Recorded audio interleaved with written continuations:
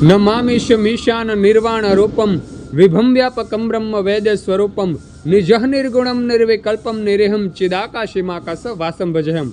શિવ ભક્તો, આજે હું તમને શિવ મહાપુરાણનો ખૂબ જ સુંદર પ્રસંગ કહી સંભળાવું છું. જે પ્રસંગમાં ભગવાન ભોળાનાથ, ભગવાન શિવજી સપ્ત ઋષિઓને એમ કહેવાય કે કૈલાસમાં બોલાવે છે. તેને આજ્ઞા કરે છે કે તમે પાર્વતીની ઘરે જાઓ, દેવી પાર્વતીની ઘરે જાઓ. હિમવાન અને મેનાવતી એટલે કે પાર્વતીના પિતા છે અને માતા છે, તેને બંનેને સમજાવો કે પાર્વતીનો હાથ તે મને સોંપી દે. બને છે તેવું કે ભગવાન ભોળાનાથ પહેલાં હિમવાન નગરીમાં જાય છે. દેવી પાર્વતી જ્યાં રહેતા હોય છે, તેના માતા પિતાની સાથે રહેતા હોય છે, ત્યાં નટરાજનું રૂપ ધારણ કરીને જાય છે અને એમ કહેવાય કે શિવ વિશે ખરાબ બોલે છે, પરીક્ષા કરે છે, તેના માતા પિતાની પરીક્ષા કરે છે. દેવી પાર્વતી તો બધું જાણતા જ હોય છે, પણ છતાં પણ ભગવાન ભોળાનાથ એક લીલા કરે છે, એક પરીક્ષા કરે છે. તે પરીક્ષામાં એમ કહેવાય કે હિમવાન અને મેનાવતી થોડાક નાપાસ થાય છે. તે અવિચલિત થઈ જાય છે, તેનું મન એમ કહેવાય કે અવિચલિત થઈ જાય છે. તે એવું વિચારે છે કે હું મારી દીકરીને શિવને સોંપું કે નહીં. મેનાવતી તેવું વિચારે છે.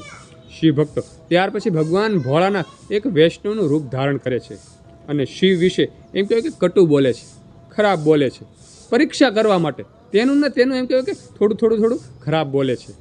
અહીં મેનાવતી એકદમ એમ કહેવાય કે વ્યાકુળ થઈ જાય છે કે હું આજે સ્મશાનધારી શિવ છે તેને મારી દીકરી નહીં સોંપું. આવું મનમાં ઠાન લઈ લે છે કે હું મારી દીકરીને એમ કહેવાય કે પહાડથી ફેંકી દઈશ, તેને મારી નાખીશ, ગળા ટૂંકો દઈ દઈશ, પણ મારી પાર્વતીને શિવ સાથે નહીં વરાવું. આવું તે એમ કહેવાય કે મનમાં ગઠબંધન બાંધી લે છે. શિવ ભક્તો, ભગવાન શિવજીની લીલામાં તે થોડાક નાપાસ થઈ જાય છે. મેનાવતી અને હિમવાન થોડાક અવિચલિત થઈ જાય છે. ત્યાર પછી ભગવાન ભોળાનાથ સપ્ત ઋષિઓને એમ કહેવાય કે ત્યાં મોકલે છે, હિમવાન નગરીમાં મોકલે છે, જ્યાં હિમાલય અને મેનાવતી રહેતા હોય છે.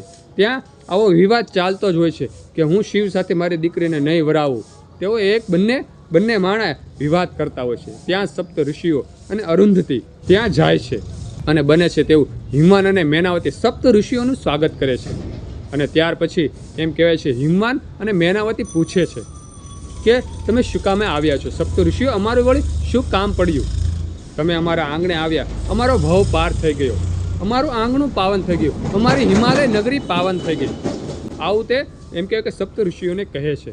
સપ્ત ઋષિઓ હિમવાન અને મેનાવતીને કહે છે કે આજે તમારી દીકરી છે ને પાર્વતી, એ સાક્ષાત શિવાનું સ્વરૂપ છે.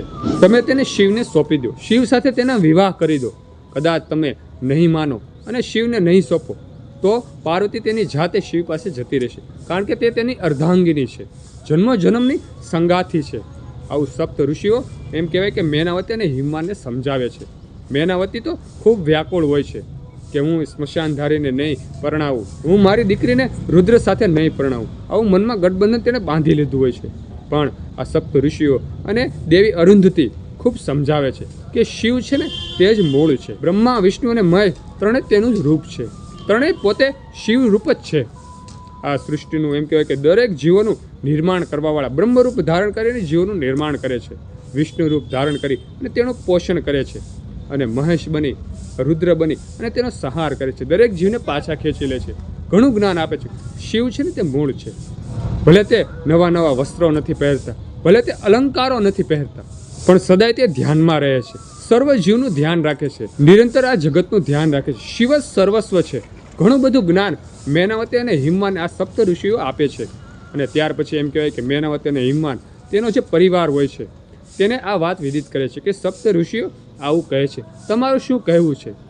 સર્વ લોકો એમ તેના પરિવારના સર્વ લોકો પણ કહે છે કે આ સપ્ત ઋષિઓની વાત આપણે માનવી જોઈએ. અને ત્યાર પછી સહપરિવાર મનમાં એક ઠાન લઈ લે છે કે આપણે આપણી દીકરી પાર્વતીને રુદ્રને સોંપશું. શિવભક્તો, ત્યાર પછી મેનાવતી અને હિમવાન સપ્ત ઋષિઓને કહે છે કે અમે અમારી દીકરી, અમારી પાર્વતીને અમને રુદ્ર સાથે લગ્ન કરશું, ભગવાન શિવ સાથે તેના લગ્ન કરશું. શિવભક્તો, આવો સુંદર પ્રસંગ હિમાલય નગરીમાં બને છે. ભગવાન ભોળાનાથની લીલાથી આવો સુંદર પ્રસંગ બને છે. ભગવાન ભોળાનાથ સપ્ત ઋષિઓને હિમાલય નગરીમાં મોકલે છે અને બંનેને, જે મેનાવતી અને હિમવાન હોય છે, માતા પાર્વતીના માતા પિતા હોય છે, એને સમજાવે છે. અને ત્યાર પછી જ વિવાહની તૈયારી થાય છે. સુંદર આ એક પ્રસંગ શિવ મહાપુરાણમાં કહેલો છે. સુંદર આ પ્રસંગ જો તમને સાંભળવો ગમ્યો હોય તો વિડીયોમાં લાઈક આપજો, કમેન્ટમાં હર હર મહાદેવ, ઓમ નમઃ શિવાય લખજો. અને આ વિડીયો બીજા હિન્દુ સનાતન ધર્મના લોકોને શેર કરી દેજો. બધા શિવ ભક્તોને, હિન્દુ સનાતન ધર્મના લોકોને મારા હર હર મહાદેવ અને ઓમ નમઃ શિવાય.